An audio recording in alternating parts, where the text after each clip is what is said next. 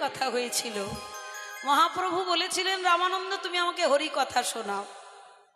মহাপ্রভু বললেন, রামানন্দ তোমার কাছে কৃষ্ণ কথা শুনতে চাই। রামানন্দ বলে উঠলেন, প্রভু তুমি হলে হরি কথার সমুদ্র।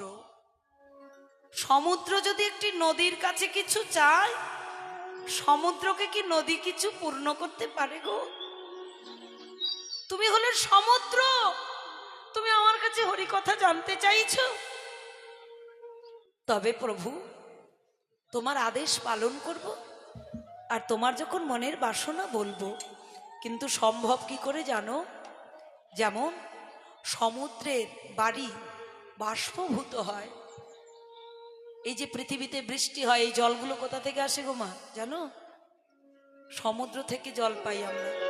পৃথিবীতে যত বৃষ্টি হয় সব জলগুলো সমুদ্রের জল।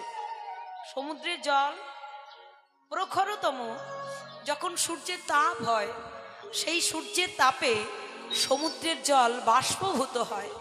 বাষ্প হয়ে সেই জলগুলো আকাশে উঠে যায়। আকাশে গিয়ে জমে জমে মেঘের আকার সৃষ্টি করে।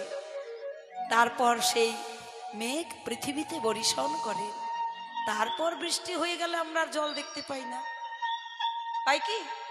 কিছুক্ষণের মধ্যে আবার জল কোথায় চলে যায়? কোথায় যায় গো? যেখান থেকে এসেছি বাবা সেইখানেই চলে যায়। সমুদ্রের জল সমুদ্রে কি মিলিত হয়। রামানন্দ বললে, প্রভু তুমি হলে সমুদ্র, আর আমি হলাম ছোট্ট একটি আকাশ স্বরূপ। তোমার ওই কৃপা বরিশন, তোমার ওই কৃপা দৃষ্টি, কৃপা বরিশন আমার হৃদয় আকাশে করবে। আমার হৃদয় আকাশটিকে মেঘের আকারে ছড়িয়ে থাকবে। তারপর তুমি আবার কৃপা করে আমাকে বলিয়ে নেবে।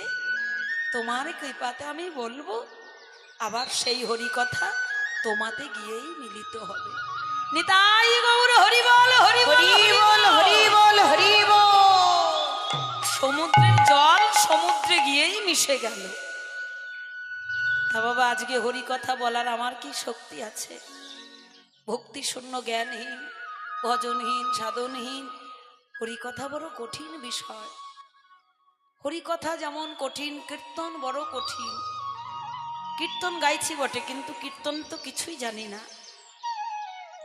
শিশুরা যেমন মুখস্থ করে বলে, ঠিক ওই মুখস্থ বিদ্যাটুকু। আর যতটুকু বলছি সব আপনারা ওই বলিয়ে নিচ্ছেন আমার হৃদয় আকাশে উদয় হয়ে। নিতাই গৌর হরি বল, হরি বল, হরি বল, হরি বল। তাই আজ নদিয়া রমণী